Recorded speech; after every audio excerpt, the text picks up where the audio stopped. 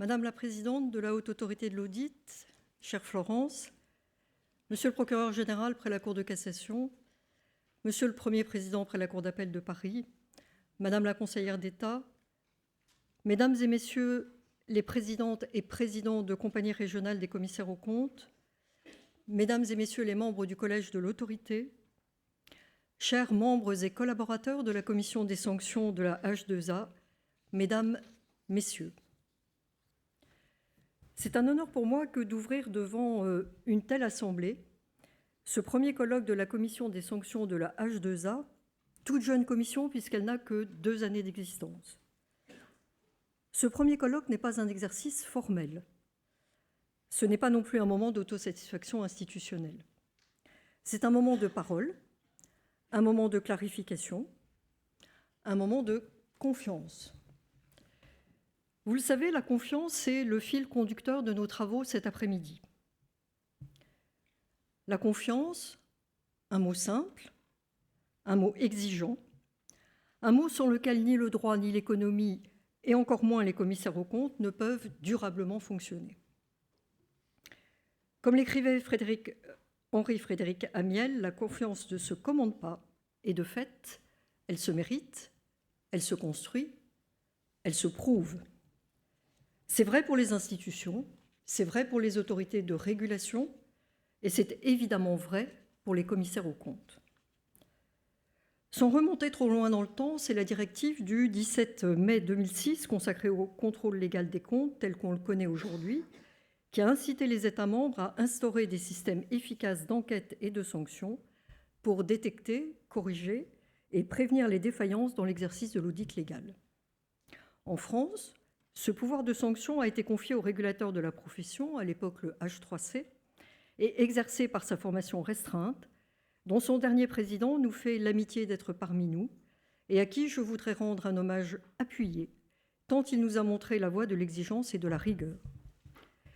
La directive CSRD du 14 décembre 2022, transposée par l'ordonnance du 6 décembre 2023, a fait évoluer ce dispositif en instaurant un équilibre institutionnel plus marqué entre un collège, autorité de poursuite, et une commission de sanctions, autorité de jugement.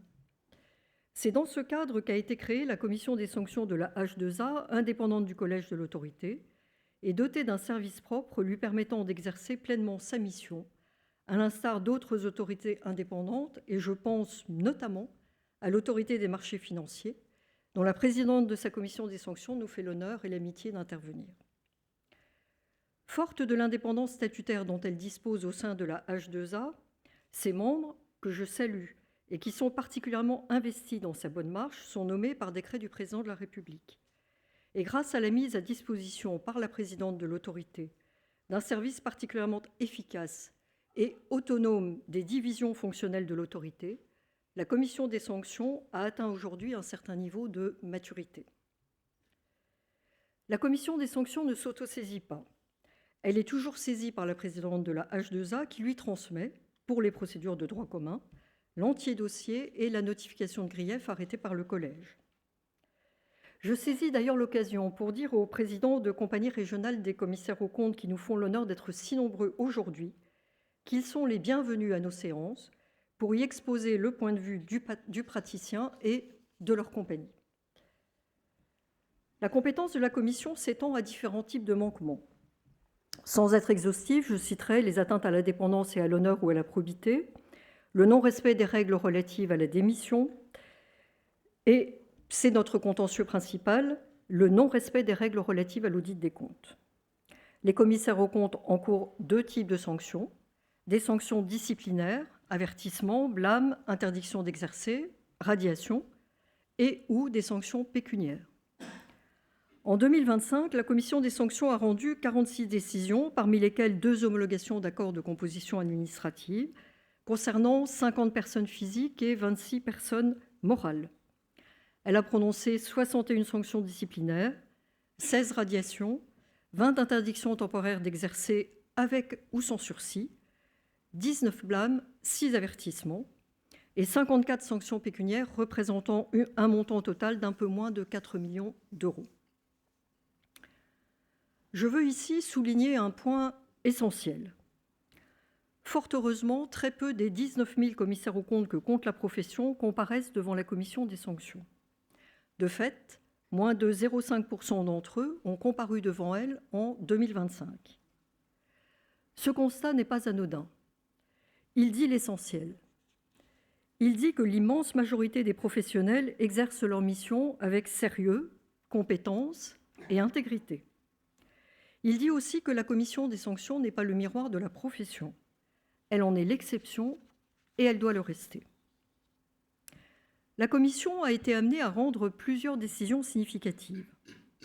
Dans l'une d'elles, elle s'est prononcée sur la compatibilité avec le droit de l'Union de l'interdiction faite aux commissaires aux comptes par notre loi interne d'exercer une activité commerciale. Cette décision a été l'occasion pour la commission des sanctions de constater, certes implicitement, que n'étant pas une juridiction, la faculté de poser une question préjudicielle à la Cour de justice de l'Union européenne ne lui était pas offerte. Elle a par ailleurs décidé qu'il lui appartenait de laisser inappliquer les dispositions nationales qui apparaissent contraires à des dispositions du droit de l'Union dotées d'un effet direct. Et en l'espèce, elle a conclu que la législation interne, qui fait donc interdiction aux commissaires aux comptes d'exercer une activité commerciale, était disproportionnée au regard du but poursuivi.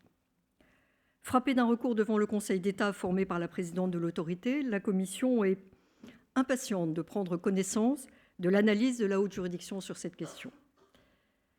Dans une autre décision récente, la Commission a jugé que le fait d'antidater un rapport de commissariat aux comptes constituait un manquement à l'honneur et à la probité. Elle a en outre jugé que le fait de transmettre au rapporteur général des dossiers d'audit retravaillés après avoir eu connaissance de l'ouverture d'une enquête, en particulier sur la finalisation de la revue croisée ou de la revue indépendante, constituait des manquements à l'audit légal des comptes et surtout privait le dossier d'audit en cause de toute valeur probante. Cette décision, rendue récemment, n'est à ce jour pas définitive. Puisque, comme vous le savez, nos décisions sont susceptibles d'un recours de plein contentieux devant le Conseil d'État. Sur les 73 décisions rendues par la Commission des sanctions depuis juin 2024, date à laquelle elle a rendu sa première décision, 12 ont fait l'objet d'un recours, 4 de la part de la présidente de l'autorité, dont la première décision que j'ai citée tout à l'heure, 8 des personnes sanctionnées. Le travail de fond réalisé par la Commission des sanctions est le fruit notamment de son indépendance. Les fonctions de membre de la Commission des sanctions sont incompatibles avec celles de membre du collège de la H2A, de l'impartialité de ses membres, de la mise en œuvre d'un débat contradictoire effectif devant elle et de l'obligation qu'elle a de motiver ses décisions. Ces garanties ne sont pas accessoires. Elles fondent la légitimité même de la sanction. Comme cela a déjà été énoncé, le juste n'est pas seulement le légal, il est aussi l'équitable. C'est cette exigence qui guide notre action. Sanctionner lorsque c'est nécessaire, mais toujours au terme d'une procédure devant la commission loyale, lisible et équilibrée. C'est donc tout naturellement que le thème de la première table ronde s'est imposé. Cette première table ronde réunit des juristes, mais elle intéresse les commissaires aux comptes à qui elle montrera, je l'espère, que les procédures mises en œuvre par les commissions des sanctions sont les garantes de ce qu'ils peuvent leur faire confiance dans le traitement qui est fait de la procédure qui les concerne. En effet, toute personne appelée à comparaître devant une commission des sanctions doit savoir une chose, une seule mais essentielle, ses droits seront respectés. Le respect des droits de la défense n'est pas une option, ce n'est pas une faveur, ce n'est pas une indulgence, c'est un pilier de l'état de droit. Mais revenons au thème de cette table ronde intitulée « Les commissions des sanctions et la confiance dans les régulations ». Elle sera modérée par Bénédicte François, professeur des universités et membre de la commission des sanctions dont je salue la forte implication dans la tenue de ce colloque. Le développement des sanctions administratives s'est en effet accompagné d'un renforcement des garanties accordées aux personnes poursuivies. Ainsi, la Cour européenne des droits de l'homme et le Conseil constitutionnel jugent que toute personne exposée à une sanction ayant le caractère d'une punition doit bénéficier des mêmes garanties que devant une juridiction répressive. La conséquence en est que les droits de la défense, dont on tentera de définir ce qu'ils recouvrent, doivent être protégés devant les commissions des sanctions.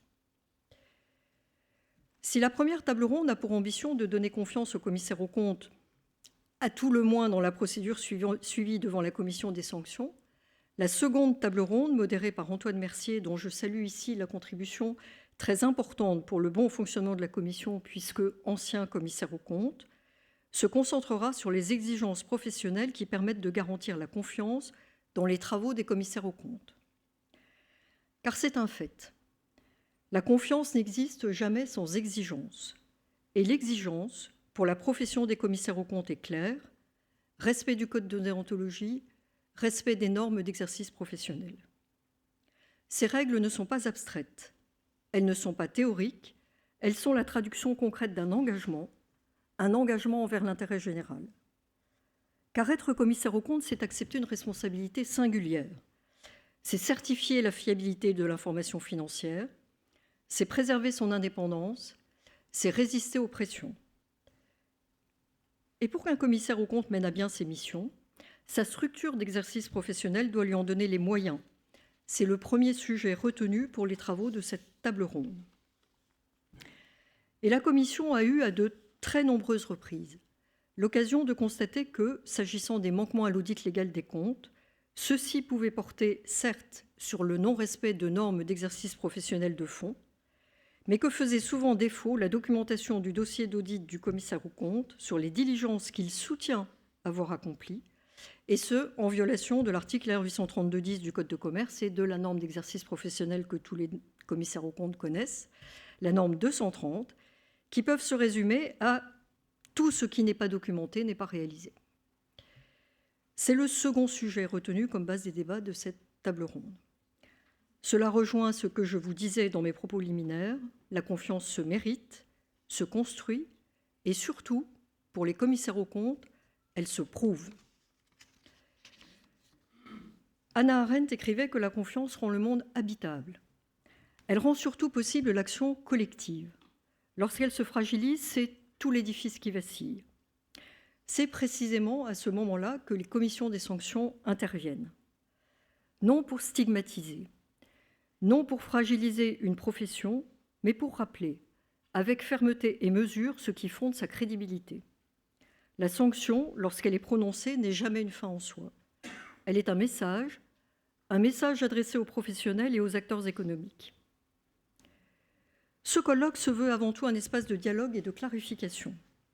Je sais qu'il sera à la hauteur de ses ambitions, grâce à l'excellence de celles et de ceux, qu'ils soient français, italiens ou québécois, à distance ou parmi nous, qui ont accepté d'intervenir, ce dont je les remercie très sincèrement et très chaleureusement.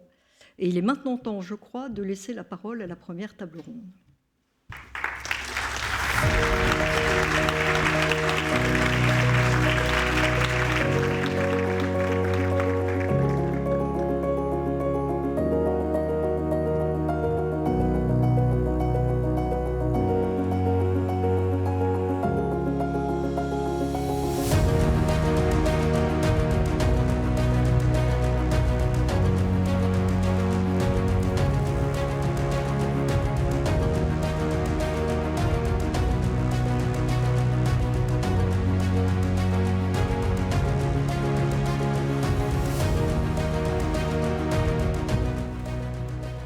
Merci Madame la Présidente.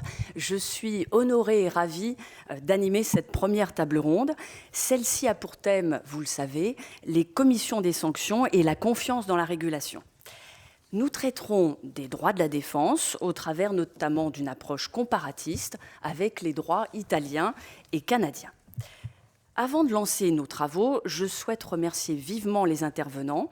Nous écouterons avec le plus grand intérêt les observations tout d'abord de M. Nicolas Ronchevski, professeur des universités et avocat au barreau de Paris, de Mme Valérie Michel Epsalem, présidente de la commission des sanctions de l'autorité des marchés financiers et haute conseillère à la Cour de cassation, de Maître François Molinier, avocat au Conseil et ancien président de l'Ordre, de M. Jean-Richard Delatour, avocat général près la Cour de justice de l'Union européenne, de Mme Chiara Mosca, professeure à l'Université Bocconi à Milan, également commissaire et présidente depuis quelques semaines, présidente par intérim, de la Consob, c'est-à-dire l'autorité de régulation italienne des marchés financiers et du commissariat aux comptes. Nous recueillerons également les observations de Madame Julie Biron, qui est professeure à l'Université de Montréal et membre du tribunal administratif des marchés financiers du Québec. Par ailleurs, je rappellerai aux membres de l'auditoire, et je parle sous le contrôle de M. Bukovza, qu'il leur est possible d'intervenir et de poser des questions via l'application Slido. Je crois que vous avez reçu un QR code, m'a-t-on dit, lors de votre arrivée, et donc il y a la possibilité d'interagir et de poser vos questions, et nous essaierons d'y répondre. Permettez-moi maintenant, et avant d'engager la discussion, de vous présenter succinctement les droits de la défense et les procédures de sanction devant la haute autorité de l'audit.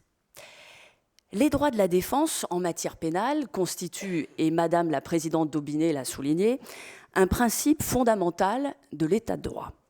Ils garantissent à toute personne suspectée d'une infraction le bénéfice d'un procès équitable, ainsi que les moyens nécessaires pour assurer efficacement sa défense.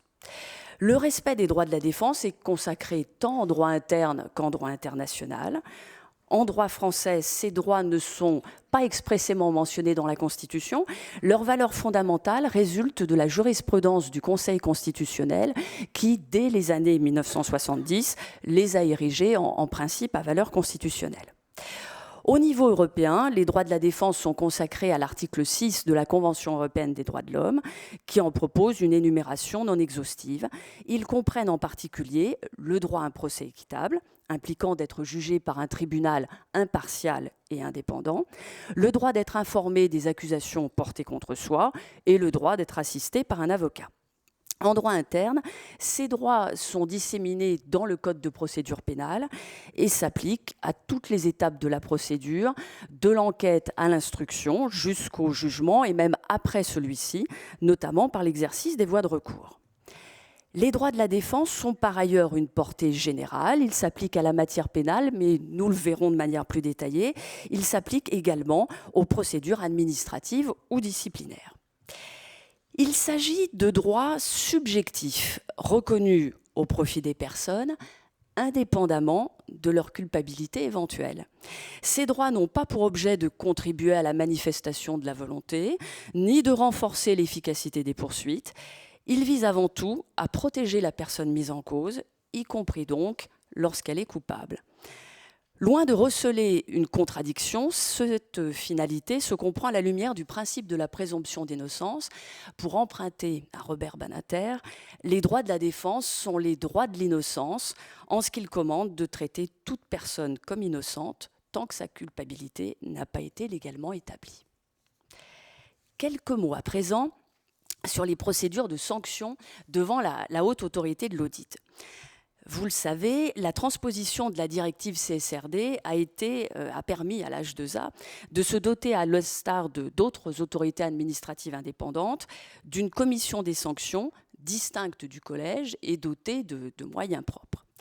Jusqu'alors, le Haut Conseil du commissariat aux comptes distinguait au sein même du collège, d'une part, la formation statuant sur les cas individuels, chargée d'examiner les dossiers d'enquête établis par les services du rapporteur général et de décider des suites à leur donner, d'autre part, de la formation restreinte, compétente pour statuer sur les dossiers qui lui avaient été renvoyés. Cette organisation avait été validée par le Conseil d'État dans une décision du 15 octobre 2021. La réforme opérée en 2023 renforce donc cette logique en opérant une distinction claire entre le collège, qui est l'autorité de poursuite, et la commission des sanctions, qui est l'autorité de jugement. Les fonctions de membres de la commission des sanctions sont incompatibles avec celles de membres du collège, assurant ainsi leur indépendance. La commission des sanctions s'est en outre dotée d'un règlement intérieur et d'une charte de déontologie destinée à garantir le respect des principes d'impartialité et d'intégrité de ses membres dans l'exercice de leur mission. Comment se déroule la procédure disciplinaire dite classique ? À l'issue de l'enquête menée par le rapporteur général, le collège se prononce sur l'opportunité d'engager des poursuites disciplinaires, puis, le cas échéant, arrête des griefs, lesquels sont notifiés aux personnes mises en cause. La commission des sanctions est saisie par la présidence de l'H2A qui lui transmet le rapport d'enquête, la notification de grief et les éventuelles observations des personnes mises en cause. La commission des sanctions convoque les personnes poursuivies en respectant un délai minimal de 2 mois à compter de la notification de grief. Il n'y a pas de phase d'instruction et de désignation d'un rapporteur, à la différence de l'autorité des marchés financiers, nous y reviendrons. La séance est publique, la personne poursuivie peut être assistée ou représentée par le conseil de son choix. Au cours de la séance, le rapporteur général présente le rapport d'enquête et en expose les conclusions. La présidence de la commission des sanctions et ses membres procèdent à l'audition du mis en cause. La présidence de l'H2A formule ensuite ses observations et propose, le cas échéant, une sanction. Et rappelons que la présidence de la compagnie régionale concernée est entendue si elle le souhaite. Enfin, la personne mise en cause ou son conseil a la parole en dernier. À l'issue de la séance, et après en avoir délibéré, la commission des sanctions rend une décision motivée qui énonce les considérations de fait et de droit sur lesquelles elle se fonde. Elle peut prononcer des sanctions éventuellement assorties de sursis, tel un avertissement, un blâme, une interdiction temporaire d'exercer, voire une radiation des listes professionnelles. Elle peut aussi prononcer des sanctions pécuniaires pouvant atteindre 250 000 € pour une personne physique ou 1 million d'euros pour une personne morale. Pour déterminer la sanction applicable, la Commission tient compte notamment de la gravité et de la durée du manquement, du degré d'implication de la personne mise en cause, de sa situation financière, des avantages éventuellement tirés du manquement, de sa coopération au cours de l'enquête, ainsi que de l'existence d'éventuels précédents disciplinaires. La décision prononcée par la commission des sanctions est susceptible de recours devant le Conseil d'État, recours formé par la personne sanctionnée ou par la présidence de la H2A. Les décisions sont publiées en principe sous forme non anonyme et pendant une durée d'au moins 5 ans sur le site internet de la H2A. Enfin existe la procédure de composition administrative, qui est une procédure transactionnelle, et la procédure dite simplifiée, lorsque sont constatés des manquements répétés à des obligations déclaratives ou à des obligations de formation continue. La sanction, qui ne peut être que pécuniaire, ne saurait dépasser les 15 000 €. Écoutons à présent monsieur le professeur Nicolas Robczewski. Voyons comment les droits de la défense se sont acclimatés devant ces autorités administratives. Chers collègues. Merci vivement, madame, chers collègues. Mesdames, Messieurs, je tiens tout d'abord à remercier chaleureusement Madame la Présidente Marie-Christine Daubigné et ma collègue Bénédicte François qui m'ont fait l'honneur de me permettre d'intervenir cet après-midi devant vous pour vous présenter de manière un tout petit peu plus développée ce qui a déjà été fort justement dit il y a quelques instants concernant les sources des droits de la défense et l'apparition d'un point de vue historique des droits de la défense devant les autorités administratives indépendantes, devant ce que l'on appelle également souvent les régulateurs ou les autorités de régulation. Je rappelle d'abord que selon le vocabulaire juridique de l'association Henri Capitant, qui est l'ouvrage de référence en matière de terminologie juridique, les droits de la défense désignent d'une manière générale l'ensemble des garanties dont jouissent les plaideurs pour défendre leurs intérêts dans un procès civil ou pénal, pour faire valoir leurs intérêts et en particulier le principe de la contradiction et la liberté de la défense. En France, les droits de la défense trouvent leur origine dans l'héritage de la Révolution française de 1789 et plus particulièrement dans la célèbre Déclaration des droits de l'homme et du citoyen du 26 août 1789. Il faut rappeler ici que l'article 16 de la Déclaration de 1789 consacre très clairement la garantie des droits fondamentaux de la personne, incluant la nécessité des peines, la présomption d'innocence dont il sera souvent question, et qui impose aussi d'une certaine manière, même si ces termes ne figurent pas dans la déclaration, ce que l'on appellerait aujourd'hui les garanties du procès équitable. Et c'est cet article 16 de la Déclaration des droits de l'homme qui va devenir ensuite, nous y reviendrons, le fondement textuel sur lequel le Conseil constitutionnel en France reconnaîtra cette valeur constitutionnelle des droits de la défense. Entre-temps, les droits de la défense seront renforcés au XIXe siècle, puis au XXe siècle, par plusieurs réformes de la procédure pénale. Et c'est ce renforcement des droits de la défense dans la procédure pénale qui va logiquement poser la question de leur extension à de nouvelles procédures de sanctions administratives ou disciplinaires, des procédures qui ne relèvent pas de la procédure pénale, mais dans lesquelles de lourdes sanctions peuvent être prononcées. Cette question va se poser d'abord à propos d'autorités administratives à la fin des années 1980 puis 1990, comme la Commission des opérations de bourse et à l'époque le Conseil de la concurrence.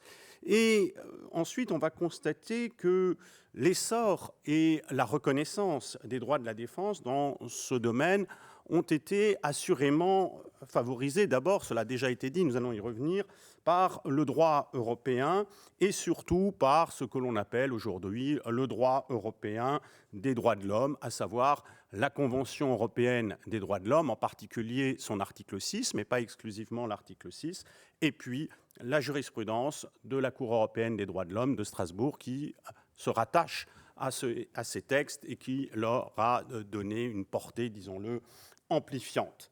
Et c'est sur ce fondement, précisément, que le respect des droits de la défense a d'abord été imposé aux autorités administratives indépendantes, aux autorités de régulation, avant que la jurisprudence du Conseil constitutionnel ne vienne en quelque sorte prendre le relais et développer un fondement textuel français. Protection des droits de la défense par le droit européen des droits de l'homme, protection des droits de la défense par les textes français à valeur constitutionnelle, ce seront les deux axes de cet exposé. D'abord, la protection des droits de la défense devant les autorités administratives indépendantes par le droit européen des droits de l'homme. Aujourd'hui, cela peut paraître, disons-le, en quelque sorte, nous allons y revenir, une évidence, mais il y a quand même eu un long chemin à parcourir. Je rappelle rapidement que le texte fondamental, ici, est l'article 6 de la Convention européenne des droits de l'homme, qui comporte, rappelons-le, 3 paragraphes. Paragraphe premier, les garanties du procès équitable dans toutes les procédures, qu'elles soient civiles ou pénales au sens large, et puis 2 autres paragraphes, paragraphe 2 relatif à la présomption d'innocence, paragraphe 3 relatif au respect spécifique des droits de la défense, qui sont des garanties propres à ce que l'on appelle les accusations en matière pénale, à ce que l'on appelle, dans le cadre de la jurisprudence de la Cour européenne des droits de l'homme, la matière pénale. Et précisément, la Cour européenne des droits de l'homme a très rapidement exigé, à partir d'un arrêt très connu, l'arrêt Engel, ENGEL du 8 juin 1976, la Cour européenne des droits de l'homme a exigé que toutes ces garanties, et notamment les garanties propres à la matière pénale, s'appliquent à toutes les procédures de sanctions à caractère punitif, à toutes les procédures qui relèvent donc de ce que l'on appelle la matière pénale. Et à partir de là, on a vu se développer en France une jurisprudence d'abord judiciaire, nous y reviendrons, c'est un point qui doit être relevé, et il y a peut-être une explication à cela, j'y reviendrai dans un instant. Et on a vu toute une série de décisions. C'était une époque heureuse, diront certains, pour les avocats, qui ont fait sauter, disons-le ainsi, qui ont neutralisé des procédures de sanctions sur le terrain de l'article 6 de la Convention européenne des droits de l'homme. Vous avez d'abord un arrêt de la Chambre commerciale du 9 avril 1996 qui, lui, valide encore une procédure de sanction de la Commission des opérations de bourse en affirmant que l'article 6 est applicable, mais que devant les autorités de régulation, dès lors qu'elles subissent un contrôle par un recours juridictionnel, ensuite, on peut admettre une application atténuée en quelque sorte des droits de la défense. Et puis ensuite, nous aurons d'autres arrêts de la Cour de cassation, de la Cour d'appel de Paris. Alors, je prendrai donc simplement 2 exemples rapidement. Il y a un arrêt très connu du 1er décembre 1998 qui concernait, je cite, des acrobaties comptables. Vous voyez, on est en droit comptable. Des acrobaties comptables, avait dit le président de la COB à l'époque, d'un dirigeant d'une société cotée, et la Cour de cassation avait considéré qu'il y avait eu là une atteinte à sa présomption d'innocence, de sorte que la procédure de sanction avait dû être annulée. Et puis, ultérieurement, il y a eu un arrêt de la Cour d'appel de Paris, très connu, du 7 mars 2000, concernant une société d'audit très connue. Et dans cette affaire, la Cour d'appel de Paris a estimé que la séparation des fonctions de déclenchement des poursuites, d'instruction et de jugement par le même organe, par les mêmes personnes, surtout au sein de la COB, ne respectait pas les exigences de l'article 6. Et comme l'avait relevé le président Guy Canivet dans un article remarqué à l'époque, je cite, « La culture du juge judiciaire, traditionnellement très sensible au respect des droits de la défense, a sans doute favorisé cette évolution à laquelle le Conseil d'État s'est ensuite rallié. Il a adhéré sans difficulté. Et il apparaît ainsi que, alors même que les régulateurs ne sont pas des juridictions, mais des autorités administratives indépendantes, l'application extensive de l'article 6 à l'ensemble donc de ces procédures à caractère répressif a imposé le respect des droits de la défense. Comme l'a souligné un auteur, cette évolution a contribué au mouvement général de juridictionnalisation de la régulation. Et ainsi, l'impulsion a été donnée par le droit européen avant que la jurisprudence du Conseil constitutionnel ne prenne le relais. Qu'en est-il donc du droit interne ? Alors, s'agissant précisément du droit interne, alors qu'aucune disposition de la Constitution de 1958 ne garantit expressément les droits de la défense, le Conseil constitutionnel leur a reconnu en 2 temps une valeur constitutionnelle. D'abord, il a fait appel à partir de 1976 à la catégorie dite, qui était une catégorie assez floue, les principes fondamentaux reconnus par les lois de la République, sans davantage de précision. Et à cet égard, il y avait une très jolie formule de Jean-Louis Debré, président du Conseil constitutionnel à l'époque, qui avait relevé que pour les membres du Conseil constitutionnel, je cite, « le respect des droits de la défense était avant tout une évidence constitutionnelle ». Puis le Conseil constitutionnel a rattaché les droits de la défense à la fameuse garantie des droits de l'article 16 de la Déclaration donc, des droits de l'homme de 1789. Et enfin, à partir d'une décision du 11 octobre 2012, le Conseil constitutionnel a affirmé que les droits de la défense possèdent une portée générale. Ils ne se limitent pas au champ pénal stricto sensu.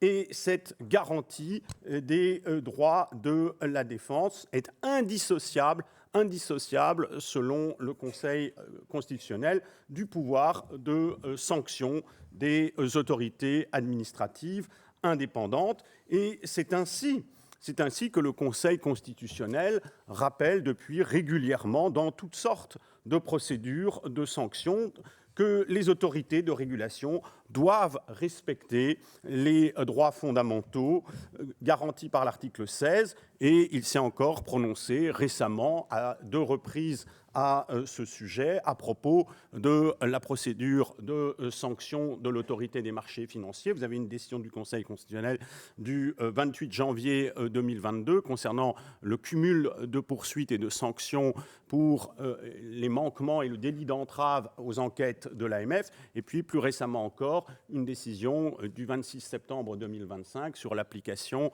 donc du fameux droit de se taire devant la commission des sanctions, mais qui avait anticipé déjà, d'ailleurs, Madame la Présidente l'avait souligné dans le colloque de la commission des sanctions à l'automne dernier, la commission des sanctions de l'AMF avait appliqué par anticipation cette exigence constitutionnelle.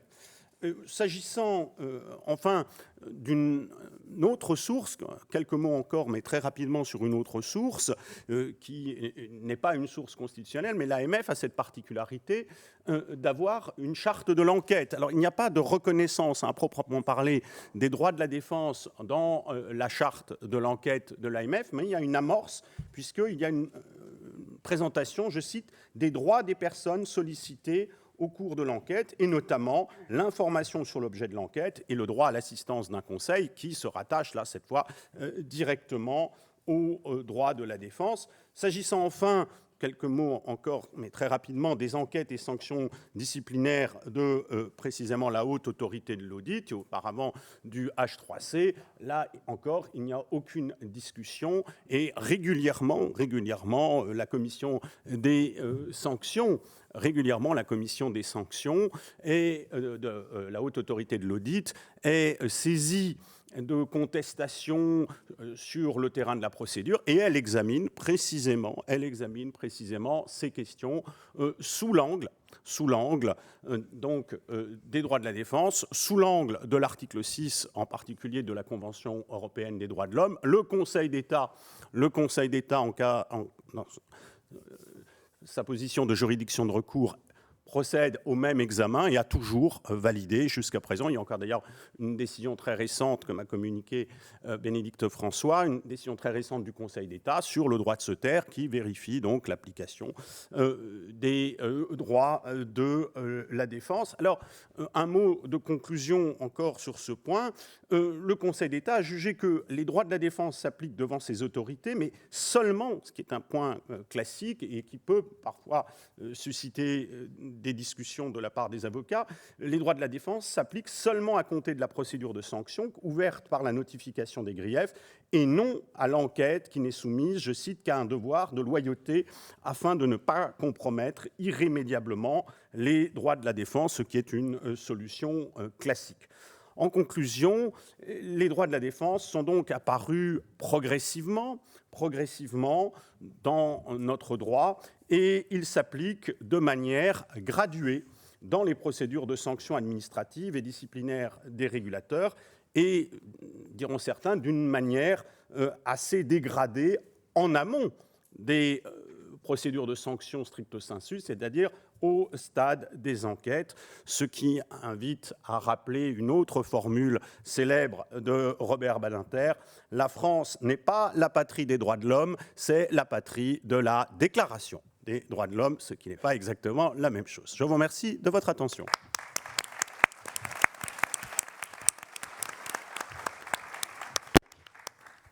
Merci, chers collègues, de cette présentation très complète, ô combien complète. Madame la Présidente, pouvez-vous nous expliquer, nous détailler quels sont les acteurs qui garantissent les droits de la défense et, partant, garantissent la confiance dans la régulation ?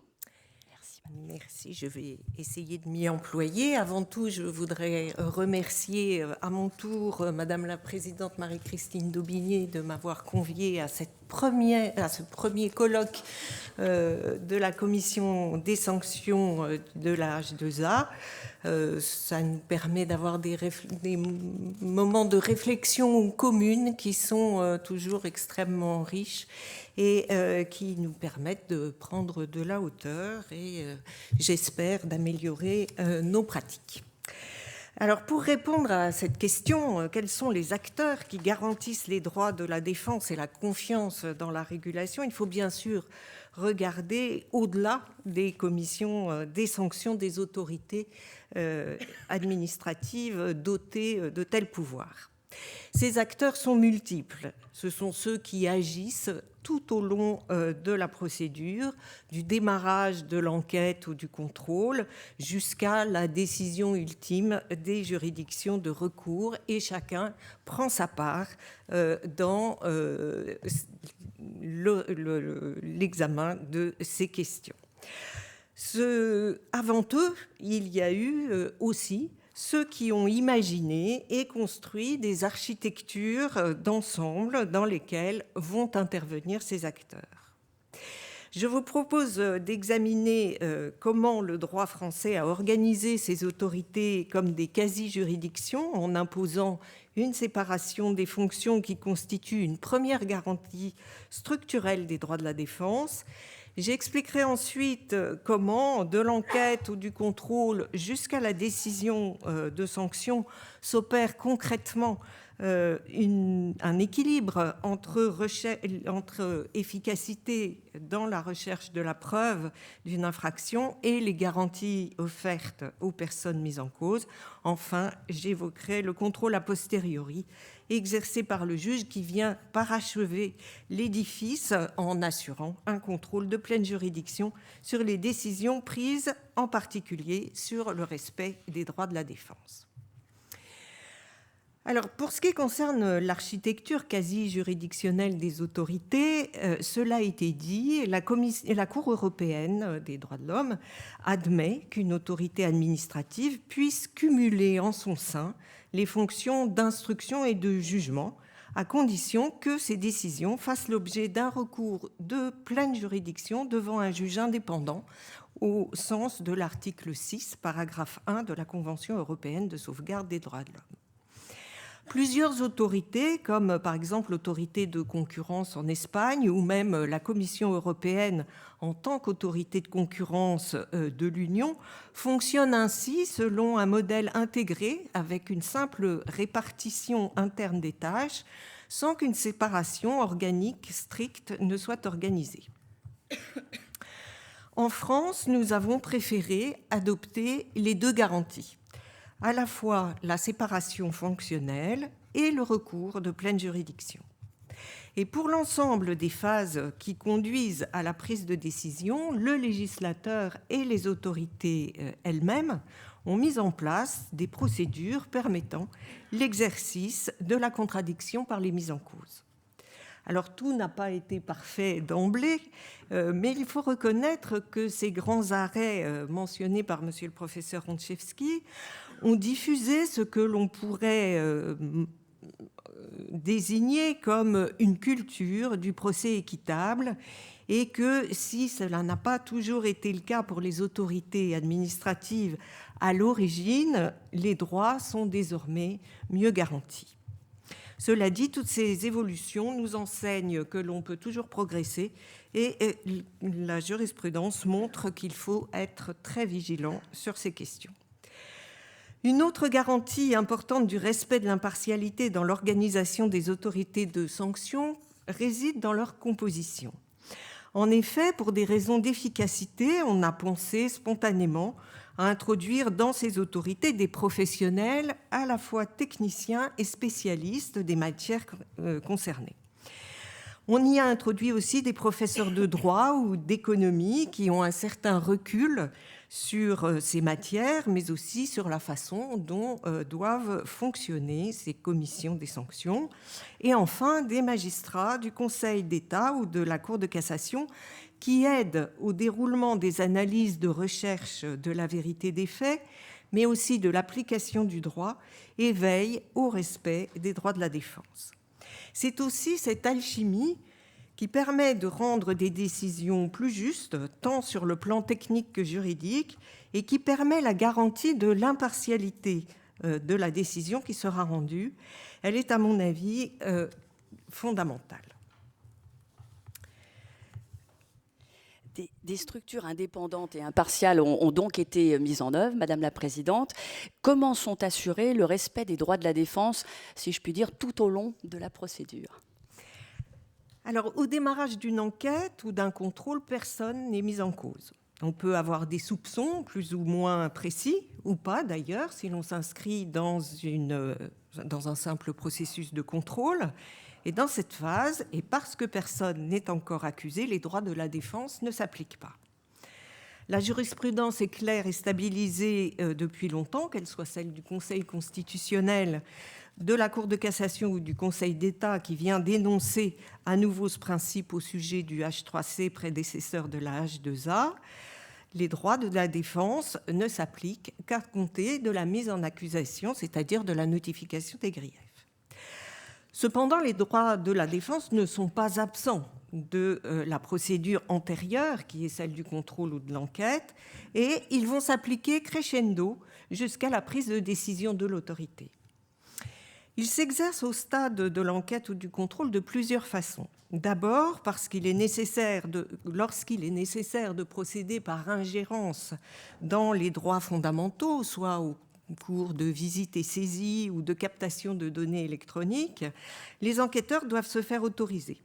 Dans le premier cas, par un juge, le juge des libertés, et dans le second, par le contrôleur de l'accès aux données de connexion. Ensuite, parce que les auditions peuvent se faire en présence d'un avocat si le mis en cause le souhaite. Enfin, parce que les enquêteurs ne doivent pas, par leurs attitudes ou par leurs questions, porter une atteinte irrémédiable aux droits de la défense. Et chaque autorité peut ensuite aménager ses procédures. Cela a été dit, à l'AMF a été élaborée une charte de l'enquête et du contrôle qui explique comment les choses vont se passer, quels sont les droits et obligations de chacun, et cette charte est transmise aux personnes interrogées. Par ailleurs, à la fin de l'enquête, les enquêteurs adressent une lettre circonstanciée pour expliquer quelles sont les conclusions de l'enquête, et y sont jointes toutes les pièces essentielles permettant de comprendre l'analyse des enquêteurs. À l'issue de cet envoi,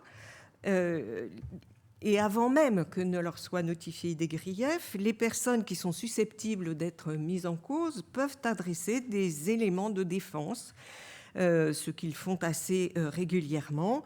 Et ces éléments peuvent être pris en compte par le collège avant de décider s'il convient de leur notifier ou non des griefs. Et je sais qu'à l'AMF, le collège tient particulièrement compte des observations qui leur sont adressées. Ainsi que je l'ai déjà dit, c'est à la suite donc de la notification des griefs que les personnes savent précisément ce qui leur est reproché et que débute, à proprement parler, le contradictoire et que les droits de la défense trouvent à s'appliquer dans toutes leurs dimensions. Il faut souligner sur ce point le caractère protecteur des droits de la défense de la notification des griefs, car cet acte fixe les limites du débat. Cela signifie que la commission des sanctions ne peut sanctionner ni des faits qui n'ont pas été relevés par la notification des griefs, ni retenir des fondements juridiques qui ne seraient pas ceux de la notification des griefs, sous réserve évidemment des rectifications d'erreurs matérielles lorsque celles-ci n'ont pas causé de troubles ou de doutes dans l'esprit des mises en cause. Nous avons devant la commission des sanctions de l'AMF une phase d'instruction qui est réalisée par un rapporteur qui est membre de la commission des sanctions, désigné par son président. C'est une phase utile. Elle permet en premier lieu un face-à-face entre le rapporteur et le mis en cause, individuellement. Le rapporteur pose les questions qui lui apparaissent utiles à une meilleure compréhension du dossier, mais aussi des questions qui conduisent la personne mise en cause à faire valoir un certain nombre d'explications ou d'éléments de réponse. À la suite de ces auditions et de son examen du dossier, le rapporteur établit un rapport qui est adressé à toutes les parties prenantes, c'est-à-dire, bien entendu, les mises en cause, mais aussi le collège et les membres de la commission des sanctions qui en prennent connaissance. C'est un document à la fois de synthèse et d'approfondissement du dossier. J'ajoute que ce rapporteur ne participe pas aux délibérés de la commission.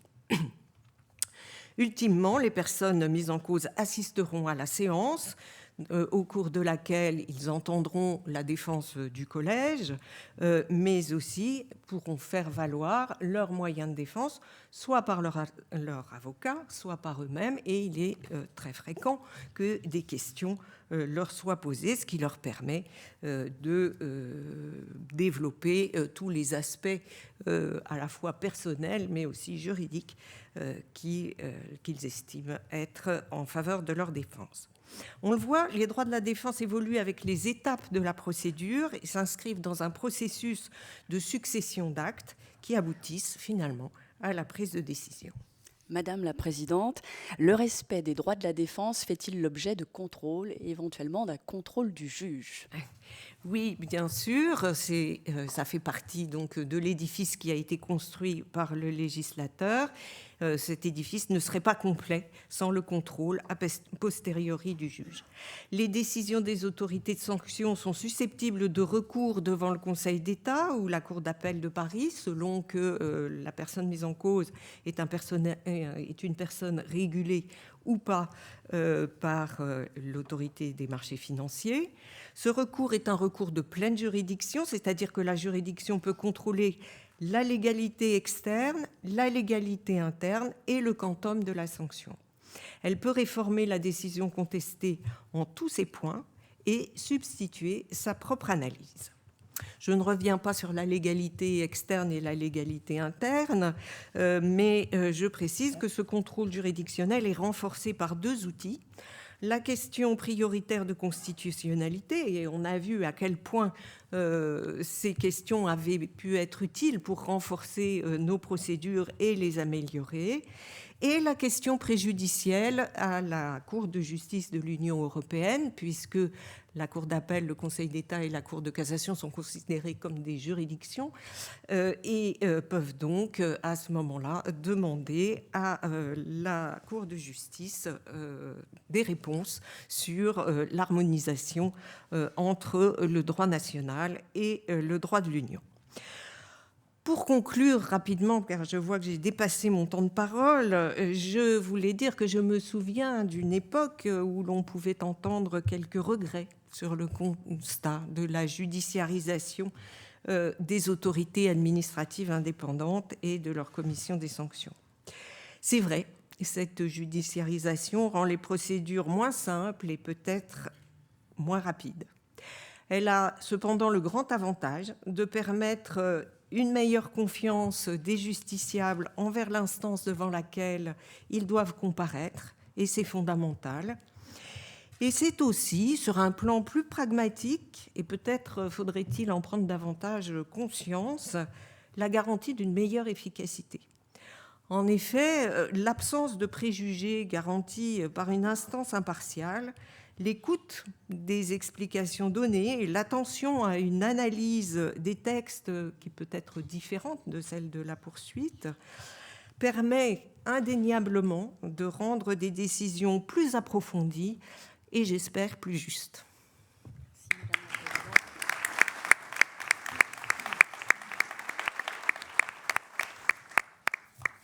Merci beaucoup, Madame la Présidente, de ces commentaires éclairants.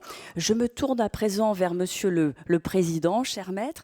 Nous allons examiner avec vous de manière plus détaillée, justement, l'effectivité des droits de la défense devant la haute autorité de l'audit. Quel est le regard de l'avocat ? Merci beaucoup, Madame la professeure. À mon tour, je remercie la présidente Daubigné pour son invitation. Et en effet, j'irai droit au but, puisque mon sujet, c'est le sujet de l'effectivité des droits de la défense, selon une formule bien connue, utilisée régulièrement par la Cour européenne des droits de l'homme. Les droits doivent être bien sûr effectifs et concrets, et pas simplement abstraits, voire théoriques. Alors, une fois qu'on a dit ça, il est aussi important de rappeler que la procédure dont nous parlons cet après-midi est une procédure qui a une finalité bien précise, une finalité répressive. Les pouvoirs, tout à la fois pendant l'enquête et après l'enquête, sont des pouvoirs larges. Les pouvoirs de l'enquête, par exemple, conduisent le professionnel à ne pas pouvoir opposer son secret professionnel, à se voir convoqué contre son gré, à être entendu, à se voir imposer une visite dans ses locaux professionnels et subir des actes d'enquête et différents types de contrôle. Voilà pour l'enquête. Inutile de vous dire aussi qu'au stade de la procédure devant la commission des sanctions.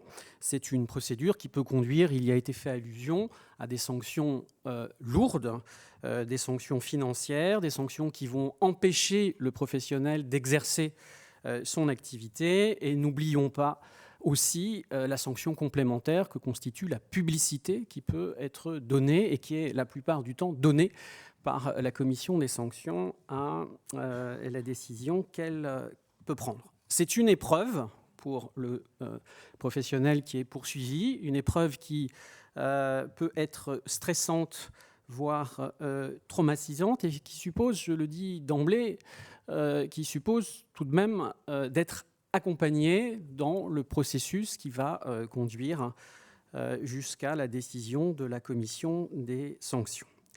Et au-delà de la question des droits, va se poser la question de l'intensité de ces droits, du moment où on va pouvoir les exercer, les revendiquer, et aussi, est-ce que ce sont des droits objectifs ou est-ce que ce sont des droits qui vont pouvoir donner lieu à un contrôle in concreto. Vous l'avez compris, il y a la nécessité ici de concilier deux objectifs qui sont un peu en tension. D'un côté, l'efficacité des procédures d'enquête et de sanctions, il y a été fait allusion, mais aussi le respect des droits de la défense.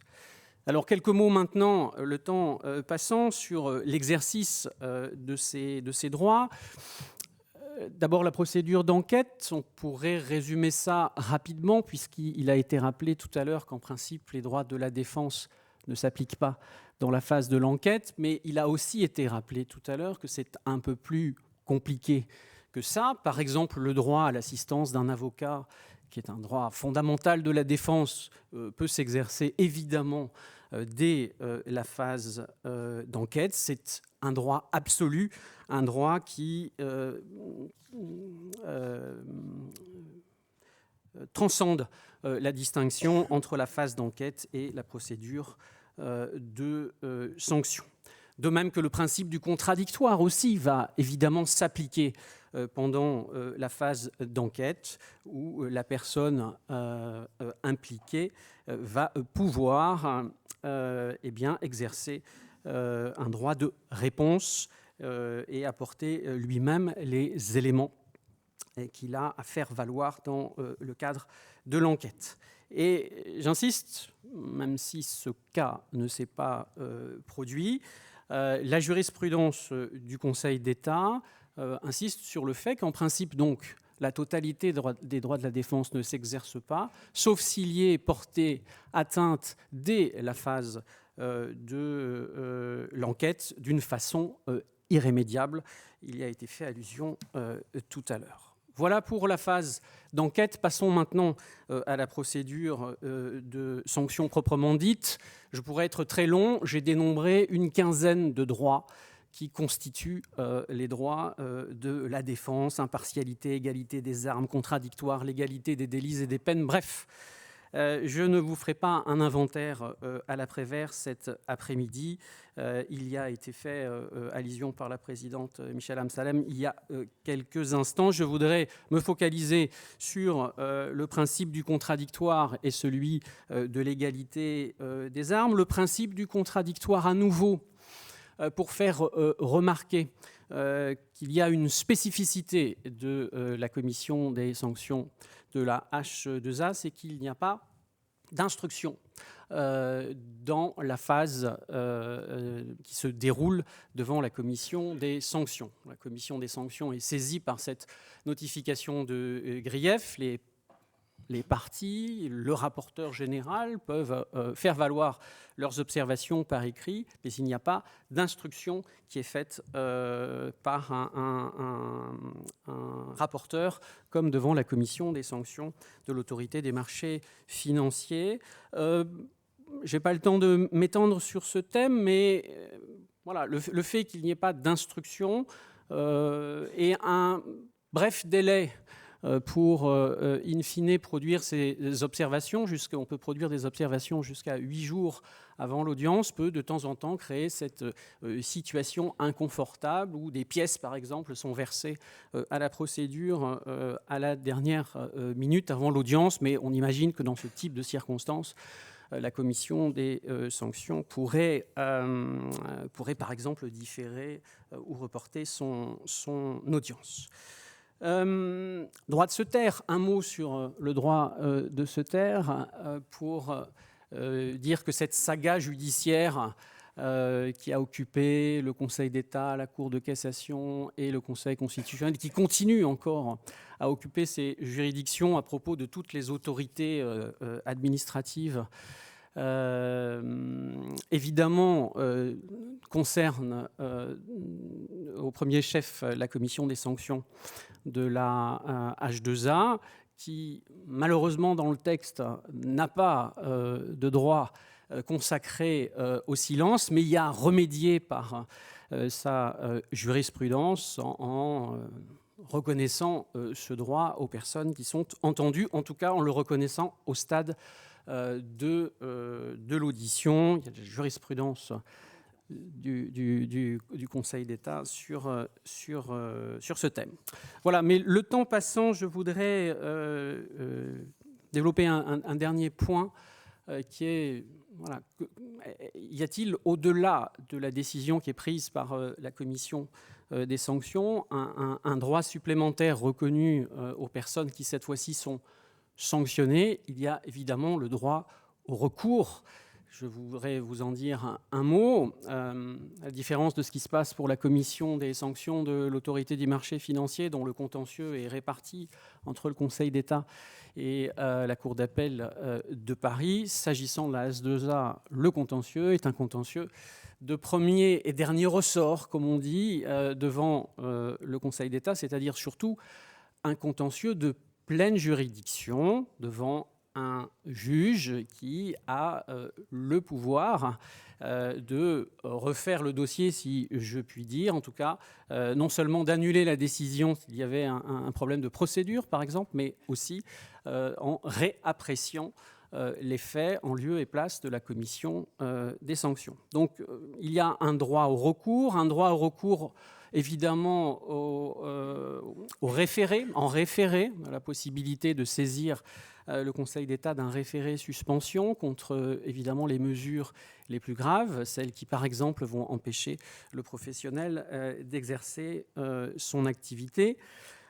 C'est un droit, j'appelle votre attention, qui est reconnu, entre guillemets, à toutes les parties à la procédure, donc non seulement à la personne qui a fait l'objet de poursuites, mais aussi à la présidente de la H2A, de l'autorité administrative, qui, lorsque la commission des sanctions a relaxé un mis en cause ou n'a pas prononcé les sanctions qui étaient celles qui avaient été réclamées dans le cadre de la procédure, la présidente peut faire un recours principal ou incident. Et il y a quelques exemples de cette initiative procédurale dans la jurisprudence du Conseil d'État. Voilà ce que je voulais vous dire en vous disant qu'il résulte de la jurisprudence de la Cour européenne des droits de l'homme qu'évidemment le recours à ce moment-là du juge administratif doit offrir toutes les garanties d'un contrôle étendu, suffisant, contrôle de la matérialité des faits, contrôle de la proportionnalité de la sanction, le juge étant ici le garant ultime de ces garanties du procès équitable dont nous parlons cet après-midi. Je vous remercie.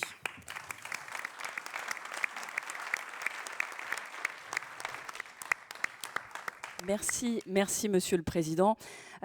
Nous avons des chronomètres devant nous, donc il nous faut présenter ces propos très complexes dans un laps de temps limité. Donc je remercie vivement chacun des intervenants parce que c'est une prouesse d'évoquer ces sujets aussi techniques avec un temps quand même très, très compté. Donc merci infiniment à chacun d'entre vous de vous être livré à cet exercice périlleux. Je vais à présent, et on va laisser à présent la parole à monsieur Jean-Richard Delatour, avocat général près la Cour de justice de l'Union européenne, qui nous a fait l'honneur d'intervenir. Et je crois qu'il y a une vidéo qui va apparaître derrière moi, si tout fonctionne convenablement. Bonjour. Et nous allons l'écouter. Je tiens tout d'abord à remercier Madame Daubigné de m'avoir invité à participer à votre colloque qui a pour thème la confiance et la commission des sanctions. Vous m'avez plus particulièrement demandé d'intervenir sur la question du respect du principe des droits de la défense devant les autorités administratives dans la jurisprudence de la Cour de justice. Toutefois, il s'agira ici non pas des droits de la défense devant les juridictions de l'Union, c'est-à-dire la Cour et le tribunal, mais devant les administrations ou les autorités administratives nationales qui prennent des sanctions ou des décisions faisant grief à l'encontre d'administrés ou d'opérateurs économiques. C'est par le biais des procédures préjudicielles que la Cour a élaboré la jurisprudence qui va être exposée. Le respect des droits de la défense est depuis longtemps pour la Cour un principe fondamental du droit communautaire.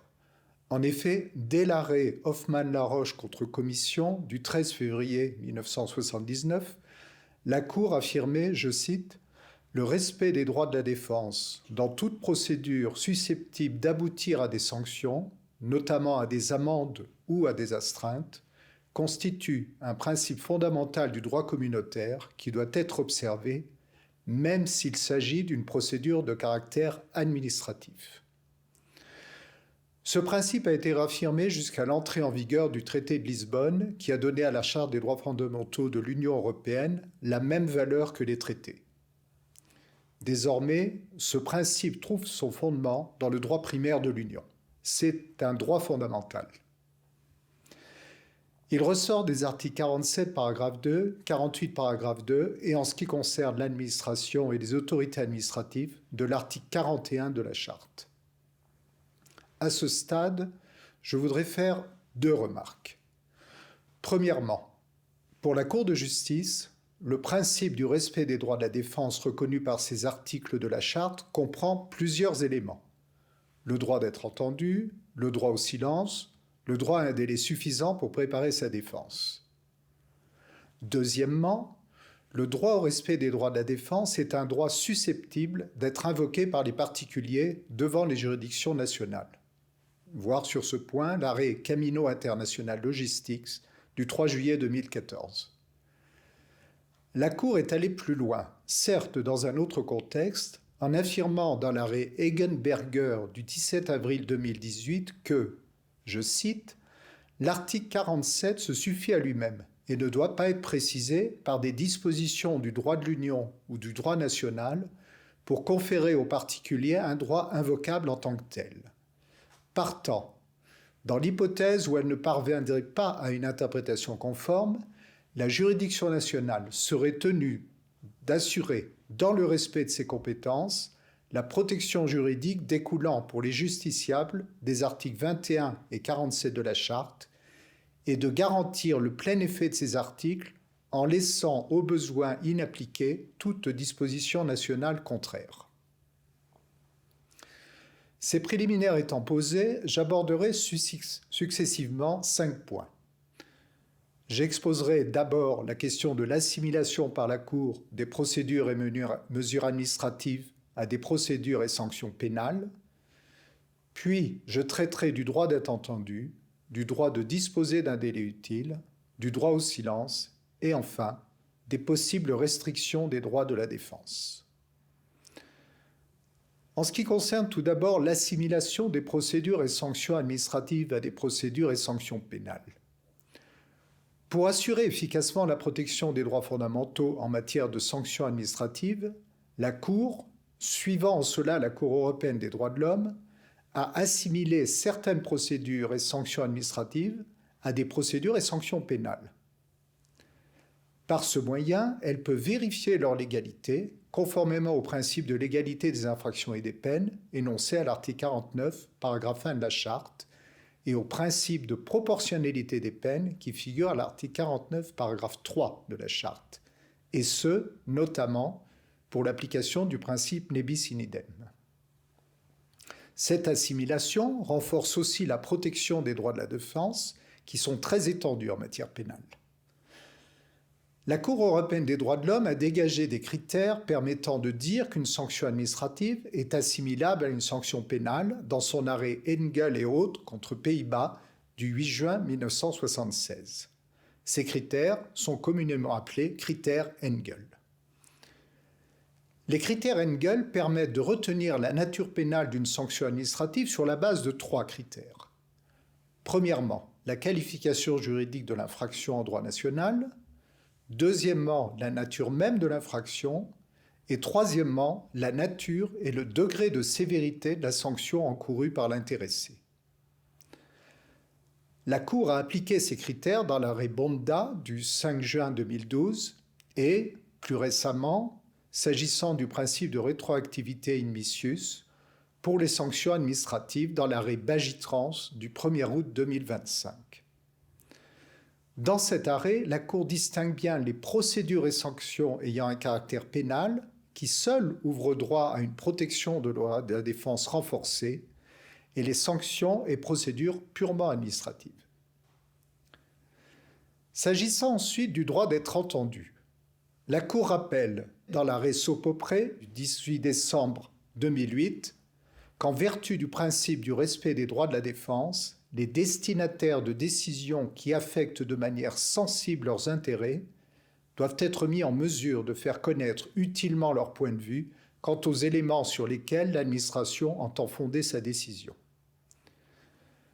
Dans l'arrêt M du 22 novembre 2012, la Cour a rappelé que le droit d'être entendu est consacré par l'article 41 de la Charte qui assure le droit à une bonne administration, lequel, je cite, comporte notamment le droit de toute personne d'être entendue avant qu'une mesure individuelle qui l'affecterait défavorablement ne soit prise à son encontre, le droit d'accès de toute personne au dossier qui la concerne, dans le respect des intérêts légitimes de la confidentialité et du secret professionnel et des affaires, ainsi que l'obligation pour l'administration de motiver ses décisions. Dans l'arrêt Energo-Technica du 26 septembre 2024, la Cour a rappelé que le droit à un recours effectif garanti par l'article 47 de la Charte est, je cite, constitué de divers éléments, parmi lesquels figure notamment le droit d'être entendu. Il serait incompatible avec le droit fondamental à un recours juridictionnel effectif de fonder une décision juridictionnelle sur des faits et des documents dont les parties elles-mêmes ou l'une d'entre elles n'ont pas pu prendre connaissance et sur lesquels elles n'ont donc pas été en mesure de prendre position. La Cour a également affirmé le droit de disposer d'un délai raisonnable pour exercer les droits de la défense. En effet, dans l'arrêt Sopopré, elle a précisé que les destinataires des décisions qui affectent leurs intérêts doivent bénéficier d'un délai suffisant pour être en mesure de faire connaître leur point de vue. Elle ajoute que s'agissant de la mise en œuvre du principe de respect des droits de la défense, et plus particulièrement des délais pour exercer les droits de la défense, il y a lieu de préciser que lorsque ceux-ci ne sont pas fixés par le droit communautaire, ils relèvent du droit national, pour autant qu'ils respectent les principes d'équivalence et d'effectivité. En conséquence, il appartient au seul juge national de vérifier si, compte tenu du délai écoulé entre le moment où l'administration concernée a reçu les observations et la date à laquelle elle a pris la décision, il est possible de considérer qu'elle a dûment tenu compte des observations qui lui avaient été transmises. En ce qui concerne le droit au silence, la Cour distingue entre les procédures et sanctions purement administratives et celles à caractère pénal.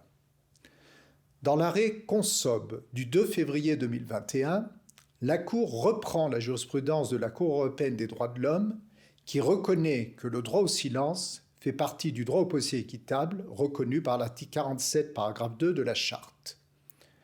Puis, elle affirme que le droit au silence, je cite, a vocation à s'appliquer dans le contexte des procédures susceptibles d'aboutir à l'infliction de sanctions administratives revêtant un caractère pénal. Elle se réfère par là au critère Engel que j'ai cité tout à l'heure. Toutefois, elle ajoute, je cite, « à supposer même que, en l'occurrence, les sanctions infligées par l'autorité de surveillance ne devaient pas présenter de caractère pénal, la nécessité de respecter le droit au silence dans le cadre d'une procédure d'enquête menée par celle-ci pourrait également résulter de la circonstance que, conformément à la législation nationale, les éléments de preuve obtenus dans le cadre de cette procédure sont susceptibles d'être utilisés dans le cadre d'une procédure pénale menée à l'encontre de cette même personne pour établir la commission d'une infraction pénale. »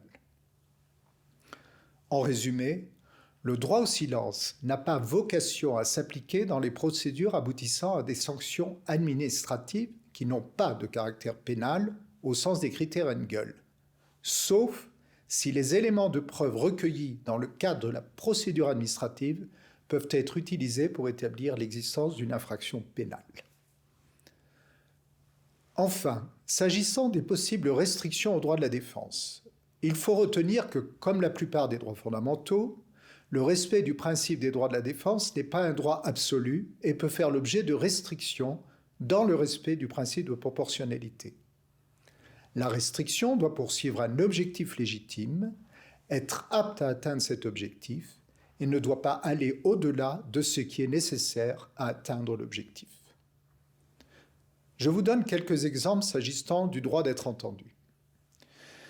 Dans l'arrêt Camino International Logistics, la Cour, après avoir rappelé que les droits de la défense ne sont pas absolus, relève que dans certaines circonstances, une audition a posteriori, dans le cadre d'un recours introduit contre une décision défavorable, peut, sous certaines conditions, être en mesure d'assurer le respect du droit d'être entendu. Dans l'arrêt TextData Software du 26 septembre 2013, la Cour a jugé que l'application d'une sanction initiale de 700 € sans une mise en demeure préalable, ni la possibilité d'être entendu avant que la sanction ne soit infligée, n'apparaît pas de nature à affecter le contenu essentiel du droit d'être entendu, dès lors que l'introduction du recours motivé contre la décision prononçant l'astreinte rend celle-ci immédiatement inapplicable et déclenche une procédure ordinaire dans le cadre de laquelle le droit d'être entendu peut être respecté.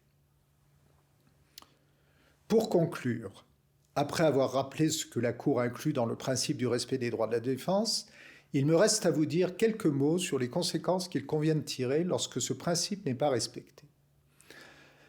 La Cour rappelle tout d'abord que, lorsque ni les conditions dans lesquelles doit être assuré le respect des droits de la défense, ni les conséquences de la méconnaissance de ces droits ne sont fixées par le droit de l'Union, ces conditions et ces conséquences relèvent du droit national, sous réserve du respect des principes d'équivalence et d'effectivité.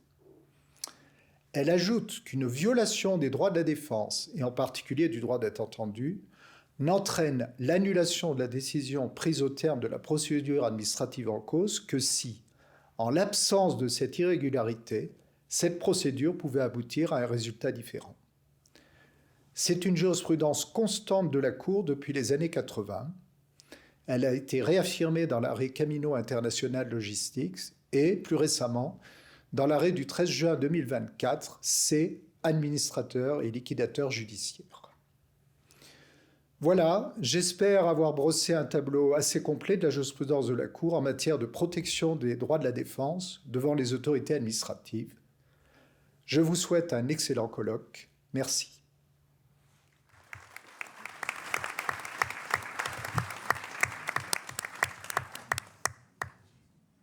Merci, monsieur l'avocat général. Tournons-nous à présent vers notre voisin italien. Madame la Présidente, quelles sont les prérogatives de la CONSOB et comment sont préservés devant elle les droits de la défense? Je préciserai un petit point à ma collègue et à Madame la Présidente. Madame la Présidente nous fait l'honneur de dispenser sa présentation en français. Donc je la remercie très vivement parce que je sais que la professeure Karamosca s'exprime parfaitement en anglais, en français également, mais voilà, je la remercie tout particulièrement de l'honneur qu'elle nous fait et de cette attention supplémentaire. Merci beaucoup. Merci et bonjour à tous. C'est un honneur pour moi de participer à cette table ronde. Je remercie pour l'invitation la Commission des sanctions de la Haute Autorité de l'Audit, son président, Mme Marie-Christine Daubigné, professeur Bénédicte François, ainsi que toutes les personnes qui ont contribué à ce colloque. Je m'excuse avec vous pour mon mauvais français. J'ai une dizaine de minutes et je voudrais examiner avec vous l'évolution des missions de surveillance exercées par la CONSOB à l'égard des commissaires aux comptes et des sociétés de révision légale, la compétence de surveillance et le pouvoir de sanction de la CONSOB, la procédure de sanction et les garanties attachées aux droits de la défense, les voies de recours ouvertes contre la décision de sanction et la nouveauté introduite l'année dernière en Italie par le mécanisme des engagements. La CONSOB est née en 1974. CONSOB, Commission nationale des sociétés de la bourse, autorité italienne chargée de la surveillance des marchés financiers. Cette loi était une étape décisive en introduisant aussi un système de contrôle externe applicable aux sociétés cotées. La réforme avait délégué le gouvernement de dicter des dispositions relatives au contrôle de la régularité de la tenue de la comptabilité, la vérification de la concordance du bilan avec le compte de profit et pertes et des écritures comptables. En cette époque, les sociétés de révision désignées par l'Assemblée pour certifier les comptes étaient inscrites sur une liste tenue par la CONSOB. Se dessine ainsi une première réglementation encore embryonnaire relative aux incompatibilités, à l'aptitude technique et à l'indépendance des commissaires aux comptes. Les sanctions revêtaient alors une nature exclusivement pénale. 1975. La CONSOB se voit conférer le pouvoir de radier les sociétés de révision du registre en cause de manquement d'une particulière gravité dans l'exercice des fonctions de contrôle et de certification des comptes. 1998, Mario Draghi, alors directeur général du Trésor, présidait la commission chargée de l'élaboration de textes uniques de la finance.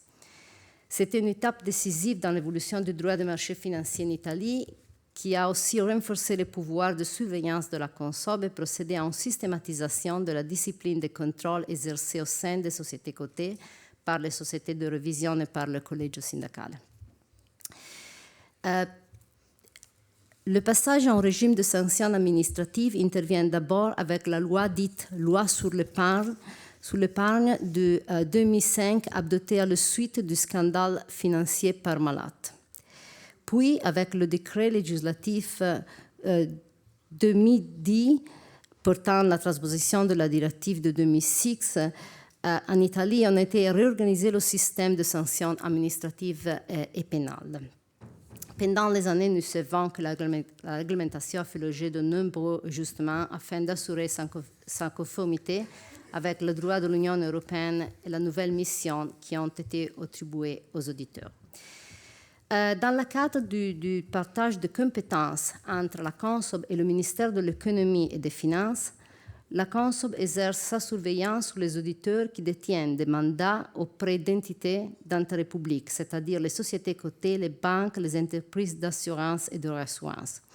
La CONSOB exerce sa surveillance ainsi sur l'entité soumise en régime intermédiaire, catégorie qui comprend les gestionnaires de marchés réglementés, les contreparties centrales, les sociétés de gestion d'actifs, les entreprises d'investissement, ainsi que les prestataires de services sous cryptoactivité. Le ministère de l'économie et des finances est chargé de la tenue du registre de l'ensemble des auditeurs, maintenant, personnes physiques et sociétés d'audit, et exerce la surveillance des auditeurs qui n'interviennent pas auprès d'entités d'intérêt public, avec la possibilité aussi de leur infliger des sanctions.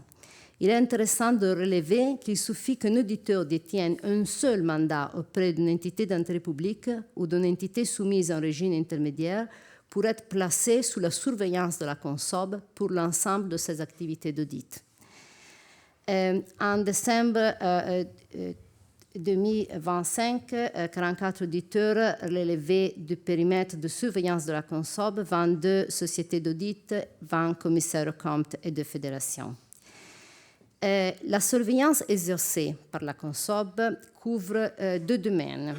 D'une part, l'organisation interne de l'auditeur ainsi que l'activité d'audit légal et d'attestation de conformité des informations de durabilité. D'autre part, la prévention du blanchissement de capitaux, de financement du terrorisme ainsi que du financement de la prolifération des armes de destruction massive. En conséquence, le pouvoir de sanction de la CONSOB peut être exercé en cas de manquement dans la conduite des travaux d'audit ou des nombres d'audit légal, en cas de défaut d'exercice du niveau adéquat de scepticisme professionnel, de violation de règles d'organisation de l'auditeur et de son système de contrôle interne de qualité. Encore, sur le non-respect des exigences éthiques et des règles d'indépendance applicables aux auditeurs. Le texte unique attribue dans divers domaines le pouvoir de sanction à la CONSOB, parmi lesquels celui des commissaires aux comptes, des auditeurs. La procédure de sanction est régie par un règlement adopté par la CONSOB. La dernière version est du 4 juin 2025. La procédure de sanction repose sur le principe du contradictoire, de l'accès aux pièces du dossier d'instruction, de la consignation des actes procès-verbal, ainsi que la séparation entre les fonctions d'instruction et les fonctions de décision.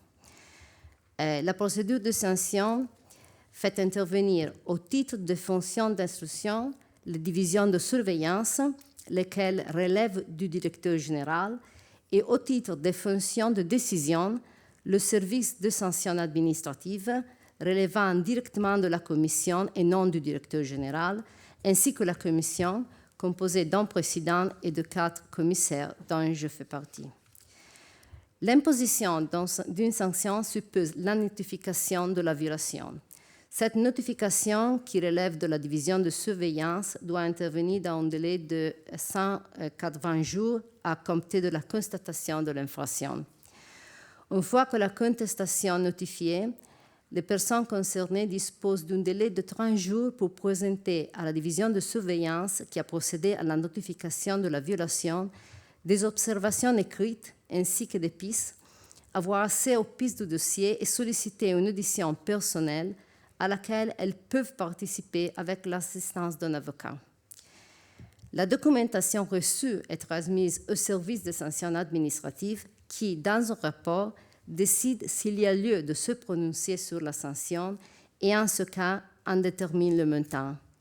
Ce service est autonome en examinant la constatation de l'infraction ainsi que les observations présentées par les parties. Le rapport du service de sanctions administratives est ensuite communiqué aux parties qui peuvent présenter leurs observations en réponse à la commission. Ainsi, la commission est saisie à la fois du rapport du service de sanctions administratives et des observations des parties. La possibilité de présenter des observations en réponse au rapport relatif aux propositions de sanctions est importante. Cette garantie a été introduite en 2015 à la suite de certaines décisions jurisprudentielles qui avaient contesté le règlement de sanctions de la CONSOB au motif qu'il ne prévoyait pas la communication aux parties intéressées du rapport sur la proposition de sanctions adressée par le service de sanctions administratives à la Commission. Ces décisions jurisprudentielles ont conduit à renforcer le droit de défense qui peuvent s'exercer à 2 moments de la procédure. D'une part, en réponse à la lettre de notification du grief adressée par la division de surveillance compétente, et d'autre part, en réaction à la proposition formulée par le service de sanctions administratives. Les observations en réplique au rapport du service de sanctions administratives sont adressées uniquement à la Commission, laquelle peut approuver la proposition en confirmant ou en modifiant le montant de la sanction, décider de classer l'affaire sans suite. La décision de sanction constitue l'acte final de la procédure conduite par la CONSOB. Cette décision, dûment motivée, est adoptée par la Commission. La Commission, pour sa part, après avoir reçu la proposition de sanction, statue de manière autonome et sans être liée en disposant en neutre des observations en réplique des parties. Les décisions de sanctions sont publiées sur le bulletin de la CONSOB, mais la Commission peut toutefois décider de publier la décision en forme anonyme ou de ne pas la publier. La décision de sanction peut faire l'objet d'un recours devant la Cour d'appel. Le recours n'a pas d'effet suspensif. Toutefois, la Cour d'appel peut en suspendre l'exécution en présence de motifs graves. Cette décision n'est pas susceptible de recours. Une audience publique est prévue pour statuer sur l'opposition. Dans l'arrêt relatif à l'affaire Grande-Steven, la Cour européenne des droits de l'homme a considéré que la procédure de sanction de la CONSOB était conforme au principe du procès équitable. La Cour a notamment souligné que le contrôle juridictionnel exercé par la Cour d'appel est un contrôle complet portant tant sur les faits que sur le droit. Dans le même temps, elle a constaté une violation dans l'affaire en cause de l'article 6 de la Convention européenne des droits de l'homme au motif que la Cour d'appel de Turin n'avait tenu aucune audience publique dans la procédure d'opposition aux sanctions. Il y a une nouveauté introduite en 2024 et de la possibilité pour le parti de présenter des engagements afin de mettre fin à la procédure de sanction sans constater la violation reprochée.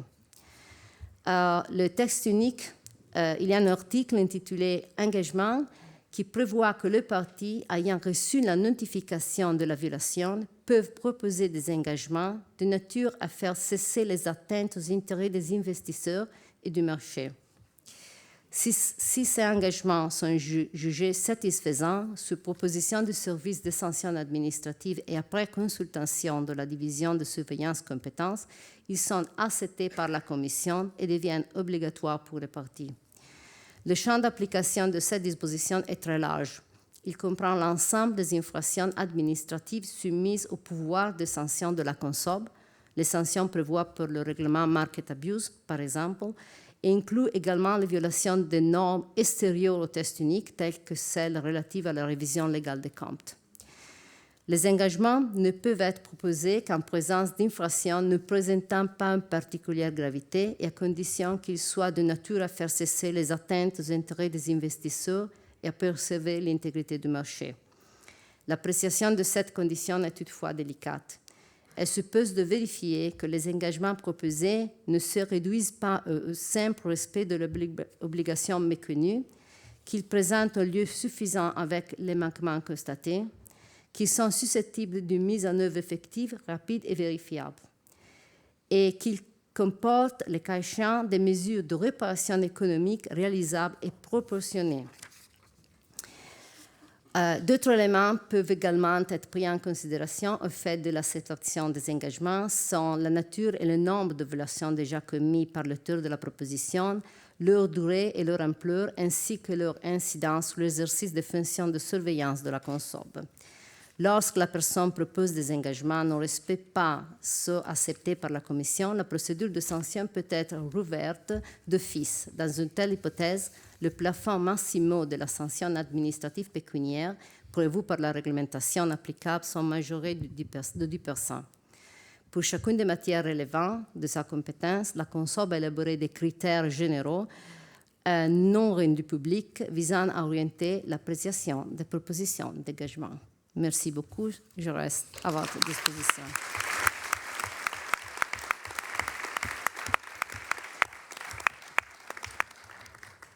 Merci infiniment, Madame la Présidente, de cette présentation remarquable. Je me tourne vers l'écran puisque nous allons maintenant écouter Madame la professeure Julie Biron, si tout fonctionne bien. Je salue ma collègue qui nous fait aussi l'honneur d'intervenir. Madame la professeure Julie Biron, donc, est professeure à l'Université de Montréal. Elle est également membre du tribunal administratif des marchés financiers. Je suis confuse parce que je lui tourne le dos. J'espère qu'elle nous voit bien et qu'elle nous entend bien. Nous allons donc l'écouter, évoquer justement cette procédure. un petit peu, mais je vais lui laisser la parole, avec une orientation peut-être un peu différente, nord-américaine, et je crois que les renseignements et l'information pour nous sera précieuse. Nous vous écoutons avec grand plaisir. Merci. Bon, je tiens tout d'abord à remercier les organisateurs de me permettre de discuter avec vous aujourd'hui des effets possibles de la conclusion d'accord sur la confiance des défendeurs dans le domaine financier, ce qui est un sujet auquel je réfléchis depuis ma nomination à titre de juge au tribunal administratif des marchés financiers. Je tiens, avant de commencer ma présentation, à préciser que les idées que je vais partager avec vous aujourd'hui ne sont pas celles du tribunal, mais qu'elles découlent plutôt d'une réflexion bien personnelle. Donc, lançons-nous. Le tribunal administratif des marchés financiers a été créé dans le cadre d'une importante réforme de l'encadrement du secteur financier au Québec et il est en fonction depuis février 2004. Le tribunal exerce 3 rôles principaux. Tout d'abord, il entend en première instance les demandes de l'autorité des marchés financiers en vertu des pouvoirs prévus notamment dans la loi sur l'encadrement du secteur financier, la loi sur les valeurs mobilières, la loi sur la distribution des produits et services financiers et la loi sur les instruments dérivés. Il entend ensuite, en première instance, les demandes de toute personne intéressée en vertu des pouvoirs prévus dans certaines des lois que je viens de mentionner. Et enfin, il entend les demandes de révision de décisions rendues par l'autorité des marchés financiers ou par une entité reconnue, comme par exemple la Chambre de l'assurance ou la Bourse de Montréal. Le tribunal... Pardon. On va avoir des problèmes. Donc, le tribunal administratif des marchés financiers est un tribunal spécialisé qui a pour mission de protéger les investisseurs et les consommateurs et de veiller au maintien de l'intégrité du secteur financier ainsi qu'à la confiance du public envers celui-ci. Il est un tribunal indépendant qui se distingue par son expertise du secteur financier. Dans l'accomplissement de sa mission, le tribunal privilégie l'accès à un service de qualité et offre un service diligent faisant preuve de neutralité et d'objectivité. Par le passé, au Québec, le nombre d'accords conclus a été moins important en comparaison avec les autres provinces canadiennes. En effet, au Québec, entre 2010 et 2016, le pourcentage d'accords conclus se situait à environ 7 %, alors que dans les autres provinces, on se situait au-dessus de 50 %. Notamment, en Ontario, on se situait à 50 %, en Nouvelle-Écosse, 80 % et en Saskatchewan, à 60 %. Récemment, on a toutefois pu observer une augmentation du nombre d'accords soumis au tribunal administratif des marchés financiers pour approbation. En théorie, la conclusion d'accord vise à réduire les coûts et à raccourcir les audiences. Cette façon de faire s'appuie sur l'idée que dans la recherche de règlement, les autorités responsables cherchent à améliorer l'efficacité du processus d'application de la loi et à régler plus rapidement les dossiers en cours. Il convient ici de souligner que les accords sont le fruit d'un processus négocié entre le personnel de l'autorité des marchés financiers et la partie défenderesse, mais qu'ils doivent être approuvés par le tribunal administratif des marchés financiers à l'issue d'une audience qui est publique. Cela étant, selon la Cour suprême du Canada, dans l'arrêt Asbestos, les autorités de réglementation des valeurs mobilières devraient utiliser leur pouvoir d'application de la loi pour atteindre 3 objectifs principaux, soit de sanctionner le défendeur en cause, de protéger les marchés financiers, ainsi que pour indemniser les victimes. L'autorité des marchés financiers peut utiliser son pouvoir de conclure des accords pour diverses raisons. Et la question est donc de savoir quels sont les objectifs réels justifiant la conclusion des accords, notamment au regard de ces 3 objectifs qui ont été soulignés dans l'arrêt Asbestos, puisque cette décision ne traitait pas spécifiquement de la question des accords. Dans ce contexte, l'Ontario Securities Commission, l'équivalent ontarien de l'autorité des marchés financiers, a indiqué que son objectif en autorisant les accords est d'assurer le règlement équitable et efficace des procédures de la manière la plus rapide et la plus rentable, conformément à l'objectif de rendre ces processus décisionnels transparents et accessibles. On peut donc penser que l'Autorité des marchés financiers recherche également à faire une allocation efficace de ses ressources. La loi sur l'encadrement des services financiers prévoit que le tribunal peut entériner un accord s'il est conforme à la loi. Dans ce contexte, le tribunal doit déterminer si l'accord conclu entre l'Autorité des marchés financiers et le défendeur est conforme à la loi, raisonnable et s'il est dans l'intérêt public de l'entériner et, le cas échéant, ordonner la mise en œuvre des suggestions communes qu'il contient. Un accord est conforme à la loi s'il permet au tribunal d'établir l'existence d'un manquement aux lois qui relève de sa compétence ou d'un acte contraire à l'intérêt public. L'accord soumis doit également permettre au tribunal de déterminer si les mesures administratives suggérées par les parties sont raisonnables dans l'intérêt public et si elles permettent d'atteindre les objectifs de protection du public et de répondre aux critères de dissuasion spécifiques et générales. Le tribunal joue donc un rôle actif dans l'analyse qu'il doit effectuer pour entériner ou non un accord. Et même si le tribunal favorise le règlement des dossiers par la conclusion d'accords entre les parties, il n'est jamais tenu d'accepter les suggestions communes qui lui sont proposées. Le tribunal a établi plusieurs facteurs qui doivent le guider dans son analyse des accords qui lui sont présentés. Ces facteurs doivent être évalués au cas par cas selon les circonstances de chaque affaire. Les facteurs doivent être évalués selon des critères qui ont été établis par la décision de Mers relatif à la façon d'évaluer les ordonnances qu'il est amené à rendre en réponse à une contravention à la loi. Je vous mets ici les critères qui ont été élaborés par cette décision de Mers.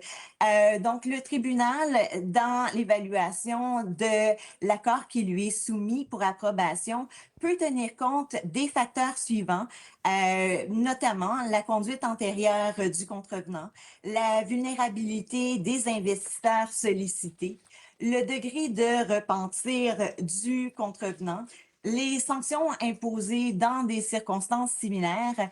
Et bon, cette liste n'est évidemment pas exhaustive et chacun des facteurs pris individuellement peut avoir une importance propre et relative en fonction des faits pertinents du dossier. Le respect des règles par le biais des accords conclus comporte des avantages, certes, mais également des inconvénients. Tout d'abord, les accords font en sorte que le public reçoit des informations limitées concernant les demandes de l'Autorité des marchés financiers, ce qui peut miner la confiance du public envers les institutions.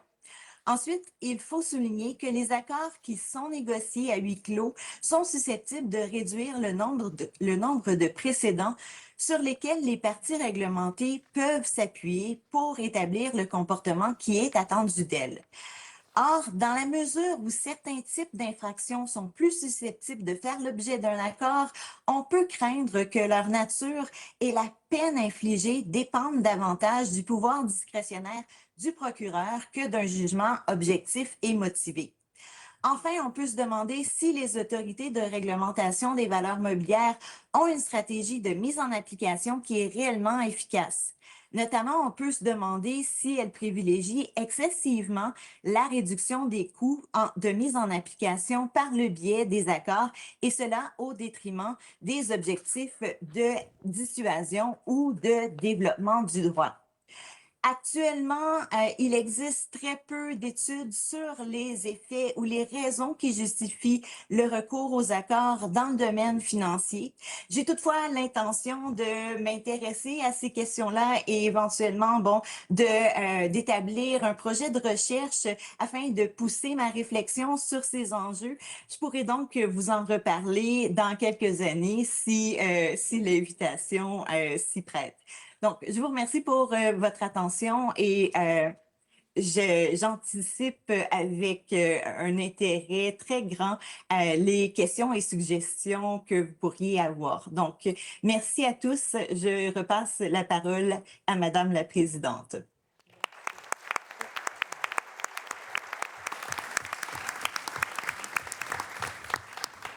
Merci beaucoup, chers collègues. Je vois que le temps on a un chronométrage terrible en face de nous. Donc, on avait prévu de rebondir sur la question de la composition administrative des accords transactionnels, parce que cela a été dit par la présidente Mosca.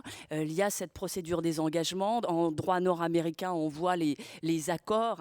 On parle d'accords qui se développent. En réalité, c'est l'essentiel du contentieux. Donc, on voulait l'évoquer, mais j'ai l'impression que ça sera l'objet, et la professeure Biron a tendu la perche, ça sera l'objet d'un prochain colloque de la commission des sanctions. Mais c'est vrai que ces débats sont passionnants.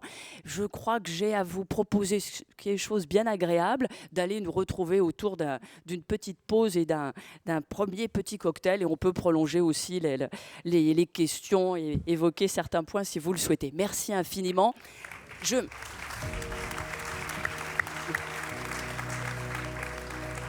Si vous me le permettez, parce que j'allais l'oublier, en réalité je n'allais pas l'oublier, je voulais aussi adresser des remerciements très appuyés à l'équipe qui a aidé à la confection de cette première table ronde, que ce soit Monsieur Laurent Berlioz, Monsieur Guillaume Bokovza, Madame Coralie Lartigue, Madame Marc Lino. Donc merci infiniment à elle, et je laisse la place. Merci.